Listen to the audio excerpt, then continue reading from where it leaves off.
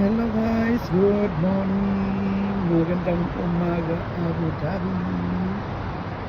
And guys, maulap-ulap, maulap-ulap, tawag nito, mapag siya. Hindi masyadong yung kalangitan. Mapag siya guys. Malamig pa rin hanggang ngayon. So, ngayon is Monday. Ayan. February 2. Ayan. Magandang umaga guys. Ayan, sa baba namin sa 10th floor ako. And then dito naman is Alwada Mall. Ayan. Kita nyo para makulimlim, pero hindi makulimlim. Mapag yan guys. Mapag. Ayan. Dito naman tahimik guys pag ganitong oras dahil mga tao pumapasok.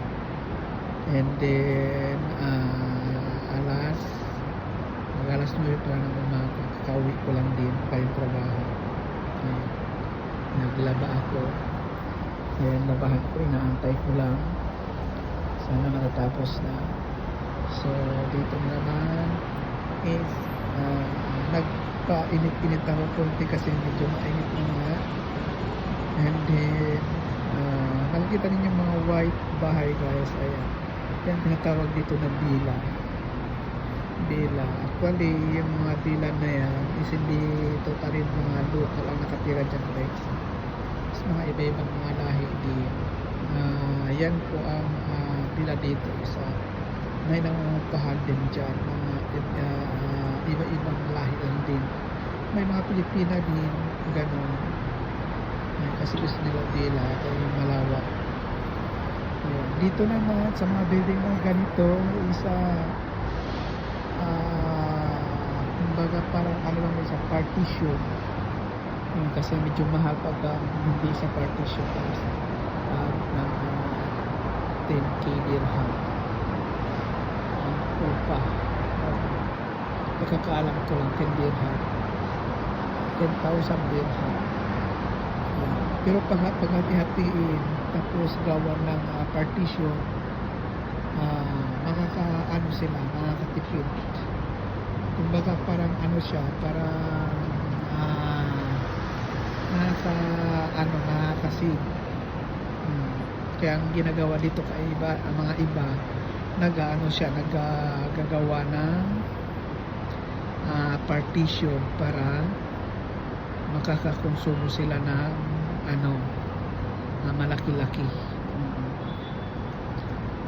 Tapos yung iba naman ginagawa nila, kukuha sila ng isa talagang isang plot talaga para upahan nila, sila na ang gagawa.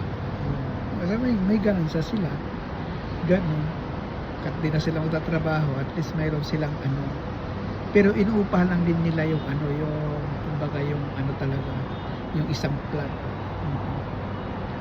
Mabubuhay ka na dito kung mayroon kang pera malaki-laki gano'n. Pero kadalasan mga ibang lahi, lalo alam mo mga ibang lahi, mapipera sila, tipid. Hindi katulad ng mga Pilipino na hindi masyadong gahos lang kahit isang tuka pa, kahit OFW. So ang mangyayari, partition na lang ginagawa nila para makatipid. Hindi naman lahat ng mga OFW malaki ang sahod. So ayan lang guys, maraming salamat and good morning sa ating lahat. Bye bye, update lang ito. Maraming salamat guys sa inyo. Thank you so much.